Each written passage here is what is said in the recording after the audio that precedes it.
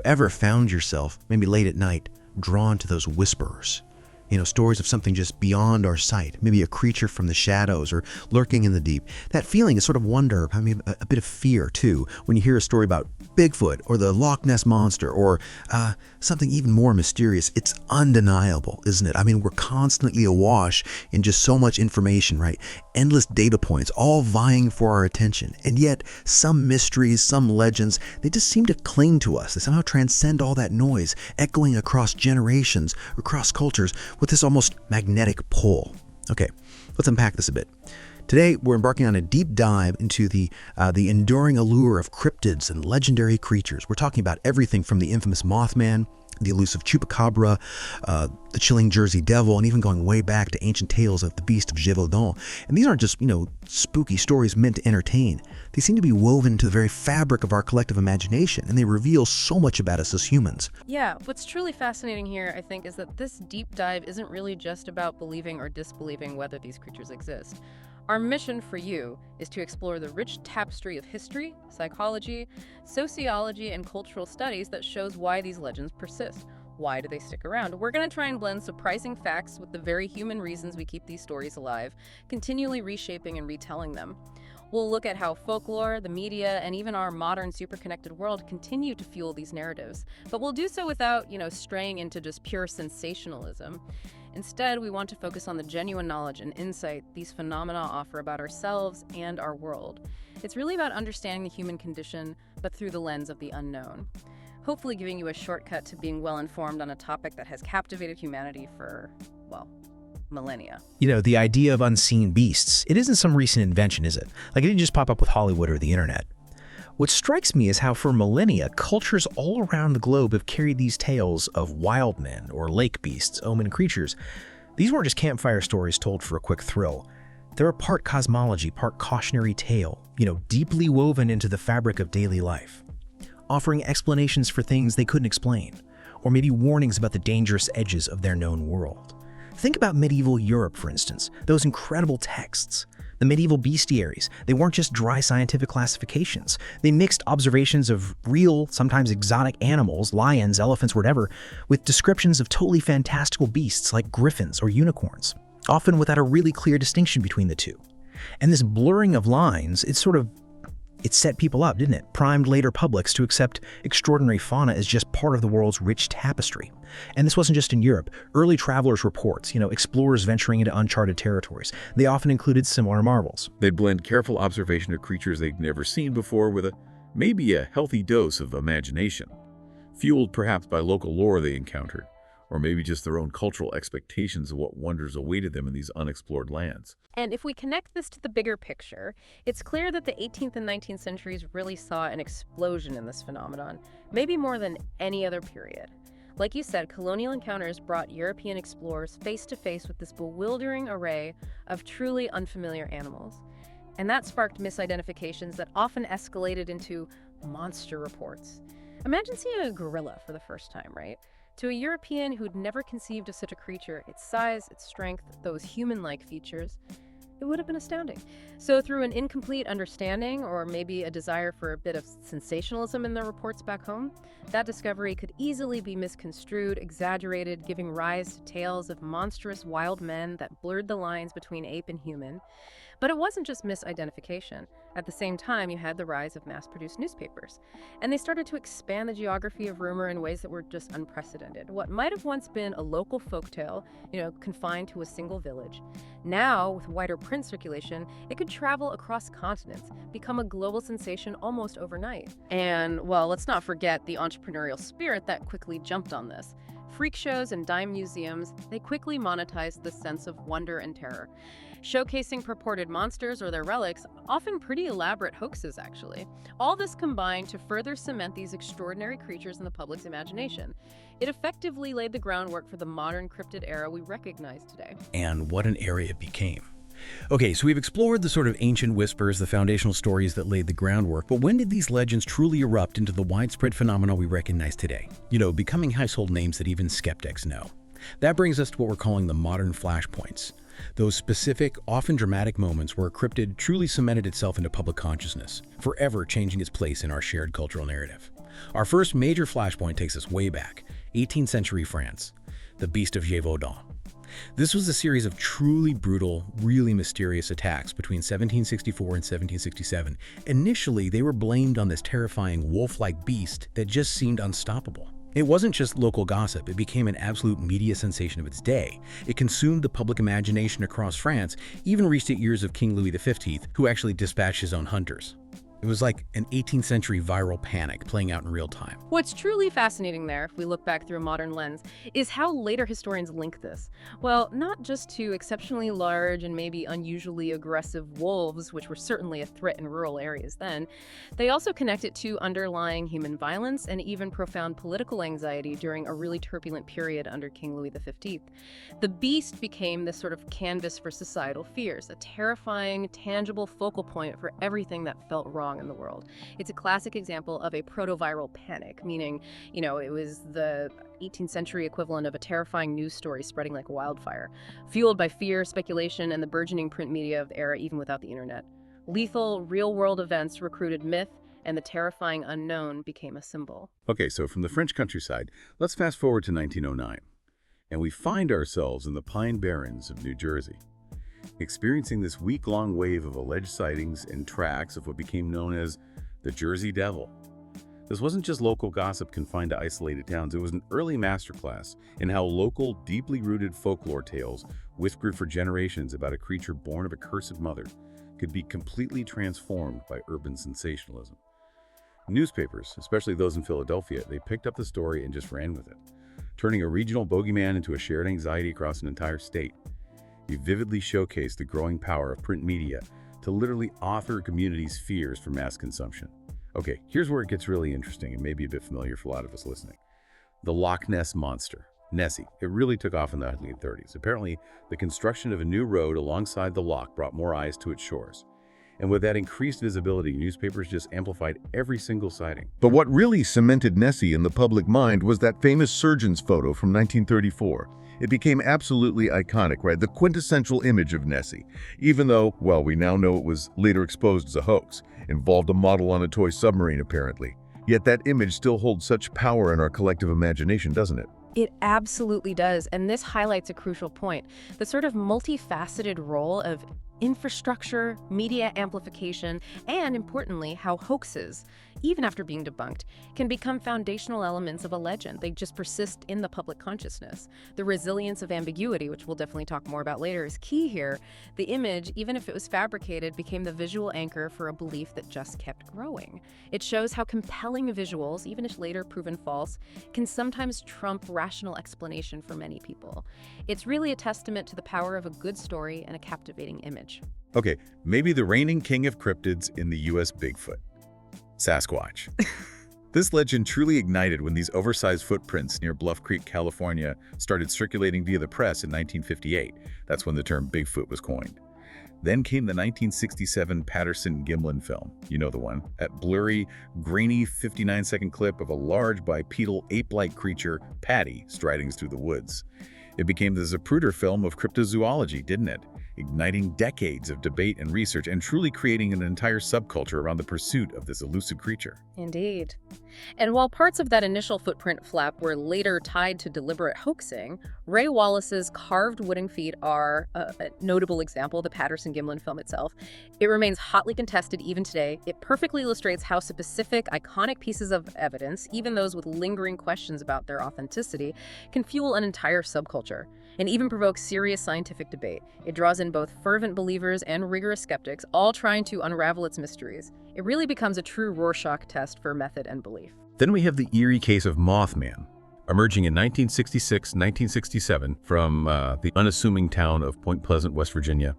Reports started circulating of a winged being, often described as having these glowing red eyes. It created this palpable sense of unease in the community. And this culminated tragically in December 1967 with a devastating Silver Bridge collapse, which killed 46 people. This event fused omen lore, the idea of Mothman as a harbinger of disaster, with real-world tragedy, and it birthed not just a lasting legend, but an annual festival and a thriving tourism economy. It's an amazing example of how a community can take a dark, traumatic chapter and solidify a legend into something that actually brings people together, offering a shared narrative for a collective trauma and eventually having a significant economic impact too. Moving to a more recent cryptid now, the Chupacabra. This emerged in 1995 following these mysterious livestock deaths, particularly in Puerto Rico, and there were striking eyewitness descriptions of this strange, kind of vampiric creature. But here's a twist that reveals so much about how modern legends are formed. Later reporting strongly linked that specific description of the creature, its alien-like head, the spines down its back, to imagery from the sci-fi film Species, which had just been released earlier that year. Yeah, this is a prime example of pop culture's direct feedback loop with belief. It's fascinating. The Chupacabra demonstrates how film aesthetics can directly inform eyewitness accounts, quite literally shaping what people think they saw based on what they'd recently consumed in media. It vividly shows how quickly a legend can be born and spread in the modern media landscape, with a visual identity forged not just from ancient folklore, but from contemporary cinema. It really makes you wonder how many other modern sightings might be influenced by what we see on screen, you know. And finally, let's jump across the globe to Australia. We have the Yowie.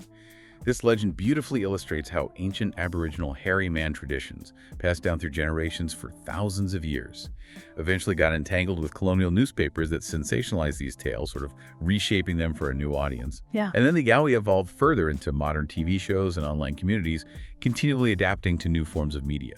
It's a fantastic case study. It really shows how folk motifs adapt and persist through new media channels, and how vastly different cultural narratives, in this case, ancient indigenous lore and colonial interpretations, can intertwine over time. They transform and get reinterpreted by successive generations and different cultural groups. The Yowie is like a living example of how deep oral traditions can bridge centuries in media forms, continually finding new life in changing societies. So these flashpoints, they show us how quickly a legend can take hold and how powerfully media can shape our perception. But they beg an even deeper question, don't they? Which is, why are we as humans so susceptible to seeing these things in the first place? What's going on inside our own minds? What makes us prone to finding monsters in the shadows? This really raises an important question. Why are we so prone to seeing these creatures? Well, our brains are wired in fascinating ways. They're constantly trying to make sense of the world around us. We're talking about concepts like pareidolia and epiphania. Basically, our innate, often unconscious tendency to find meaningful patterns, faces, even animate agents, in random or ambiguous stimuli. Think of seeing a face in the clouds or an animal shape in a rock formation. That's pareidolia. So our brains are almost pre-programmed to find a monster in the shadows, like that classic example of seeing a face on Mars, but maybe with more teeth and less scientific explanation. Precisely. Your brain is this incredibly powerful pattern-seeking machine, especially in what we call liminal environments, those in-between places or times, right? Like a misty lake at dusk, a dense nocturnal forest, or even just the edges of our perception where shadows play tricks. In these uncertain conditions, our brains are less sure of what they're seeing, making us more prone to misinterpreting ambiguous shapes or sounds. And beyond that, expectation effects and source monitoring play a huge role.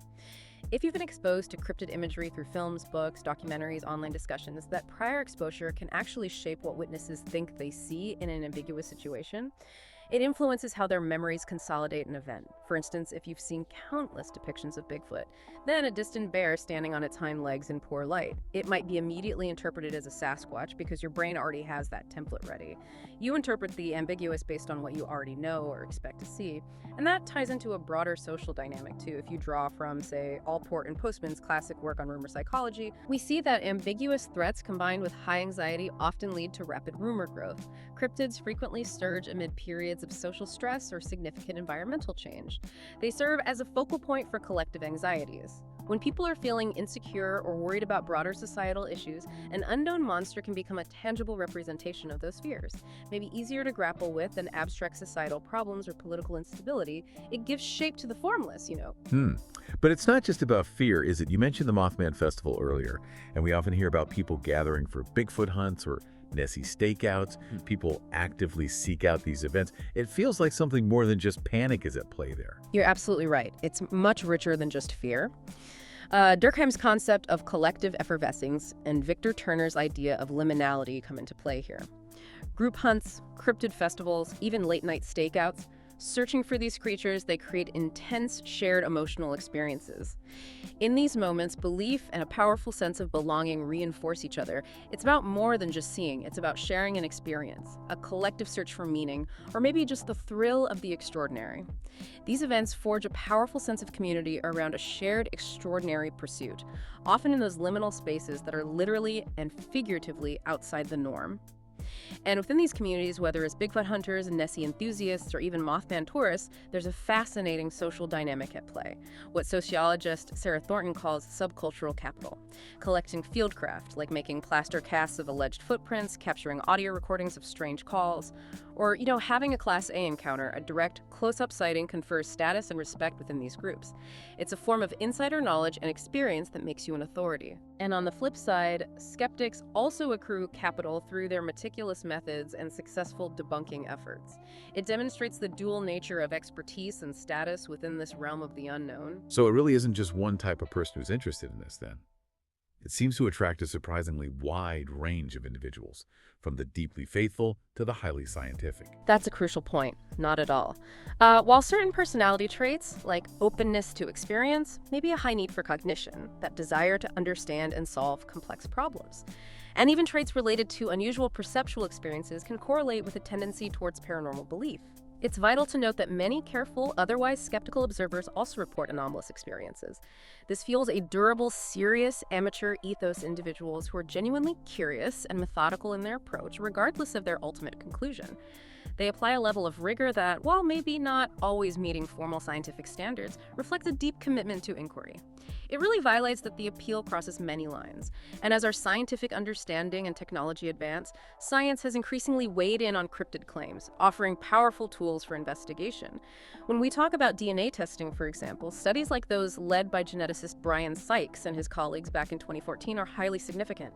They analyzed alleged hair samples globally, often linked to high-profile cryptids like the Yeti. Overwhelmingly, these samples matched known animals. For instance, samples from the Himalayas, often linked to Yeti lore, consistently hinted at known bear lineages, providing a more naturalistic explanation than an unknown hominid. Even more recently, the concept of environmental DNA, or eDNA, has offered fascinating and, importantly, less intrusive insights. A fantastic example is that eDNA survey conducted at Loch Ness in 2019. Researchers took thousands of water samples and analyzed the DNA present from all the organisms in the loch. While they found no evidence of plesiosaur DNA, the classic Nessie image, they did find abundant European eel DNA. This has spawned compelling giant eel hypotheses as a more naturalistic explanation for some sightings of large serpentine forms in the water, rather than a prehistoric marine reptile. Now, these studies don't definitively disprove the existence of an unknown creature, but they provide very strong mundane proxies. They set important benchmarks for future claims, demonstrating both the power and, the limitations of current scientific methodology. It's a powerful tool for narrowing down possibilities. It's still wild to think that cryptids have even entered the realm of law and policy. You wouldn't really expect a municipal government to have an official opinion on Bigfoot, let alone write legislation about it, but, they absolutely do. You're right, it's quite remarkable how deeply these legends can embed themselves. Take Skamania County, Washington, for instance. Back in 1969, they actually criminalized the killing of Bigfoot. This ordinance was later amended in 1984. Now, this wasn't necessarily an endorsement of Bigfoot's existence, right? It was more a practical measure to discourage armed hunts and manage public safety during periods of heightened Bigfoot fever. It acknowledged the phenomenon, even if cautiously, as a matter of public interest. Whatcom County went a step further in 1991 and 1992, declaring a Sasquatch refuge. These laws show how governance can both respond to and, in a way, kind of co-author a legend, integrating it into local identity and even public safety practices, creating this unique legal folklore around these creatures. It's a fascinating example of how local communities integrate these myths into their official structures. From laws to festivals, then, it's clear cryptids have a real and, undeniable economic impact, isn't it? It's not just about local tales anymore. It's about tourism dollars and community identity. Absolutely. Think about the annual Mothman Festival in Point Pleasant, West Virginia. It draws thousands of visitors each year. Or, all those roadside museums dedicated to cryptids across America, celebrating Bigfoot or the Jersey Devil. Even themed trails that promise a glimpse into the unknown in remote areas. These aren't just quirky attractions. They drive local economies. They bring in tourists and revenue, and they help shape a community's identity. These legends create this powerful cultural glue that binds people together, turning shared mystery into shared prosperity and a unique sense of place. It's a remarkable transformation of folklore into an economic engine. And our digital age, well, it presents both new opportunities and new dilemmas for cryptids, intensifying these dynamics. Platforms like YouTube and TikTok, combined with accessible tech like drones, high-resolution cameras, thermal cameras, they create this steady stream of ambiguous footage. Anyone with a smartphone can now be a self-appointed cryptozoologist, capturing something unusual in their backyard and instantly share it with a global audience. However, this also means we're seeing entirely new challenges. Ness researchers, for example, are now actively flagging AI-manipulated sightings of the Loch Ness Monster, and they're getting increasingly convincing. This shows how institutions and researchers are having to rapidly adapt to the rise of deepfakes and the blurring lines between reality and simulation. It adds a whole new layer of complexity to authenticating cryptid claims. It's like a game of cat and mouse at a whole new level of sophistication. So with all this information, all these stories and analyses, what does this all mean for what we think we know? How do we navigate this incredibly rich, but often confusing, landscape of belief and skepticism? Yeah, it means we need to approach these stories with an exceptionally nuanced perspective. I mean, the history of cryptids is absolutely riddled with hoaxes. From Nessie's surgeon's photo, which we discussed, to Ray Wallace's infamous wooden Bigfoot feet used to create fake tracks, the deliberate deceptions are many. These exposed hoaxes exist right alongside sincere reports from credible witnesses, and that creates this persistent ambiguity that is incredibly resilient.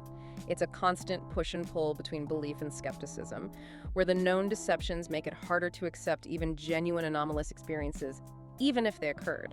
This leaves us in this perpetual state of uncertainty, a kind of truth limbo. And often, what appears to be the most spectacular sighting has a surprisingly mundane explanation.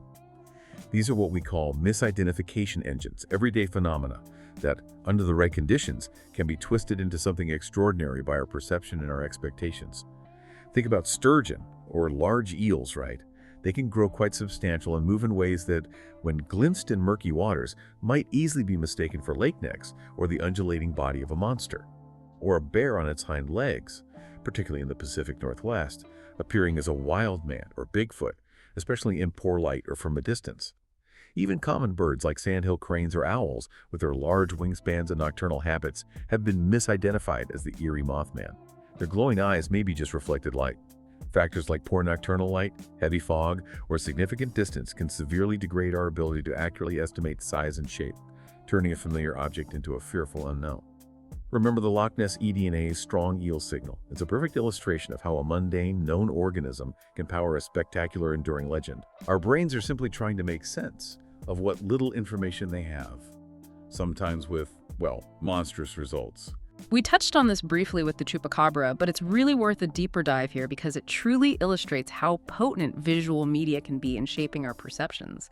The creature's striking design, with its alien-like head and dorsal spines, it arguably borrowed directly from the sci-fi film species, and that created this profound and direct feedback loop.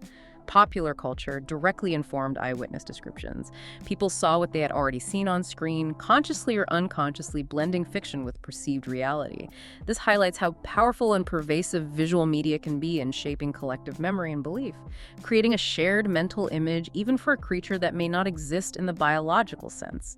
It's a modern-day example of how quickly and directly cultural input can become evidence.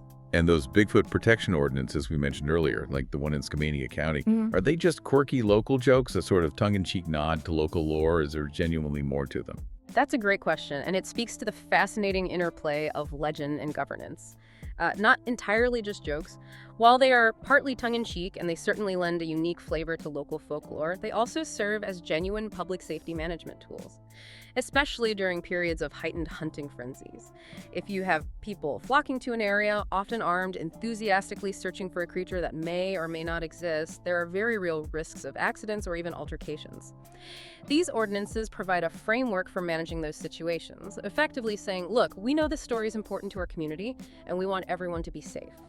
In a way, local governments become co-authors of the legend, domesticating the monster into a part of their local identity and governance, giving it this quasi-official status that manages the real-world implications of a fantastical pursuit. Okay, so from a mainstream scientific perspective, the approach to cryptids is pretty clear-cut. extraordinary claims require extraordinary evidence. When it comes to genetics and zoology, analyses led by scientists like Brian Sykes, as we discussed, have consistently found no unknown primate DNA in global samples of alleged cryptid hair. Similarly, the eDNA studies at Loch Ness point to known biota, specifically that abundant European eel DNA, not plesiosaurs. Methodologically, these studies are crucial. They set rigorous benchmarks for how future claims should be investigated, emphasizing reproducible methods and transparent data. Then, in fields like history and media studies, scholars meticulously track how various press ecosystems, from colonial newspapers and early cinema to television and now the internet, amplify local folklore into global mythscapes. They observe the cultural construction of these legends, showing how stories evolve, transform, and spread through different communication channels. This analytical approach focuses on the human processes of storytelling and belief. Complementing this, skeptical inquiry emphasizes the role of hoaxes, misidentifications, and cognitive errors. This viewpoint rigorously critiques claims that lack robust, verifiable evidence, advocating for a cautious approach to the unknown, reminding us that the simplest explanation is often the correct one. But then on the other side of the coin, you have those who continue to search, the cryptozoologists. What's their take on all of this? How do they approach these mysteries, often in, direct contrast to mainstream science? Well, their core argument is often encapsulated by that phrase, absence of proof is not proof of absence. They propose that cryptids like Bigfoot or the Yowie could be like hominins, undiscovered primate species that have somehow managed to evade scientific detection, possibly existing in very remote, vast, and unexplored areas. For lake monsters, they suggest undiscovered megafauna, perhaps large, unknown marine or freshwater creatures living in deep, isolated bodies of water. Field researchers in cryptozoology stress patterns. They observe alleged tracks, peculiar tree structures, unusual vocalizations, though the evidence they present remains highly contested within mainstream science. Sociological analyses even look at how cryptozoologists themselves, through their narratives and practices, kind of make absence credible within their own communities, creating a shared reality around the pursuit that is often reinforced by the very act of search. Okay, let's delve into a few of these key cases in a bit more detail, really bringing them to life and solidifying the concepts we've discussed. The Patterson-Gimlin film from 1967, that 59-second clip of Paddy at Bluff Creek, remains one of the most iconic pieces of evidence in cryptozoology. It's a true Rorschach test, isn't it, for method and belief. With analyses still disagreeing over the gait, the anatomy, potential suit artifacts suggesting a hoax, it's a single piece of media that continues to generate endless debate and fascinate millions, perfectly embodying the ambiguity that fuels so many cryptid legends. Our next detailed example is the Loch Ness eDNA project from 2019. This project, a truly modern approach, cataloged organisms in the loch by analyzing DNA found in water samples. The key finding, as we mentioned, was the abundance of European eel DNA, which is consistent with a naturalistic monster proxy. While it didn't find any plesiosaur DNA, it offered a very plausible, natural explanation for large serpentine forms in the water that could easily be mistaken for something more mysterious. It's a compelling example of how science can meet legend, not necessarily to kill the magic, but to offer tangible, testable explanations that ground the extraordinary in the ordinary. And the Skamania Ordinance of 1969. It's more than just a quirky law. It's a powerful example of how local governance can sort of domesticate a monster. By criminalizing the killing of Bigfoot, the county transformed a potentially fearful creature into a part of local identity, and even a matter of public safety practice. By codifying a Sasquatch refuge, the government was, in a way, acting as a co-author of the legend, embedding it within the administrative fabric of the community, and demonstrating how deeply these stories can influence real-world policy, even if the subject of the law remains unproven. The Chupacabra is another fantastic case. A modern legend born in Spanish-language media in 1995, rapidly cross-pollinated by film aesthetics, specifically from the movie species. While those early eyewitness descriptions were striking and vivid, many later U.S. reports were actually traced to canids like coyotes or dogs with severe mange. That affliction can make animals look quite grotesque and alien-like, offering a more terrestrial and entirely natural explanation for the monster's sightings. It's a stark illustration of how cultural exposure and natural phenomena can combine to create a compelling, yet ultimately explainable, mystery. Finally, let's return to the Beast of Gévaudan from the 1760s. This was that proto-viral panic where real-world danger, a series of vicious attacks, almost certainly by wolves, converged with local politics and the burgeoning print culture of the day. It's a powerful lesson in how lethal events can recruit myth, showing us that these dynamics of fear, media amplification, and legend-making aren't new at all. They've simply found new platforms throughout history. The beast became a mirror for society's fears and anxieties back then, just as some cryptids might today. As we explore these global cryptids, what's really critical to remember, I think, is the crucial importance of cultural sensitivity, especially when we look at indigenous frameworks of knowledge, First Nations and Aboriginal stories about hairy men, water spirits, guardians. These are not simply proto-cryptid tales to be hunted or debunked by a Western scientific lens. They are deeply embedded in land, law, and kinship. They represent profound cultural knowledge, spiritual beliefs, and moral lessons. Reducing them to mere monster hunts, as Western cryptozoology sometimes tends to do, unfortunately strips them of their sacred and social meanings. It's a form of cultural disrespect that ignores the deep, multifaceted context these narratives hold within their original cultures. We must acknowledge these narratives as legitimate forms of knowledge within their own cultural frameworks, not just as, leads for a cryptozoological expedition. That's a really important point. So it seems the Nessie phenomenon has echoes around the world then. Are there other lake monsters that share similar characteristics but are intricately tied to their distinct regional identities? Absolutely. The global tapestry of lake monsters is rich and varied. Other European lake monsters like Ogopogo in Okanagan Lake, Canada, or Champ in Lake Champlain straddling the US and Canadian border, or Selma in Norway's Sildred Lake. They all echo Nessie in their elusive nature and often serpentine descriptions, but they are also intricately tied into their distinct regional economies and ecologies. These creatures, whether believed to be real or purely mythical, provide distinct local adaptations of a broader phenomenon, reflecting the unique environments, geological features, and cultural histories of their respective regions. They become part of the local brand, fueling tourism and identity in a unique way. And the Chupacabra's 1990s origin, which we've discussed, perfectly illustrates how modern media and transnational Spanish language networks can forge a pan-regional myth with incredible speed. It's a testament to the power of shared cultural narratives in the digital age, demonstrating how quickly a striking image and a compelling story can spread across borders, creating a collective belief almost instantaneously. This was really a new kind of global cryptid born from a truly globalized media environment. And the Yeti, the legendary abominable snowman. How do those stories fit into this global tapestry of cryptids, and what influences have shaped its enduring mystique? Yeti narratives blend a fascinating mix of influences, really. There's the mountaineering lore, often fueled by dramatic expeditions in the vast, mysterious, incredibly dangerous landscape of the Himalayas. This combines with local bear species, which can appear imposing and unfamiliar, especially at a distance or in poor conditions. And there's also a touch of colonial-era exoticism that sought out the mysterious East and its legendary beasts. Interestingly, DNA results from alleged Yeti samples have often suggested connections to known bear lineages, polar bears, brown bears, illustrating multiple influences at play, from real-world animals to cultural expectations and historical narratives. It's a very multi-layered myth. And in Australia, the Yowie showcases that powerful cultural merging we mentioned.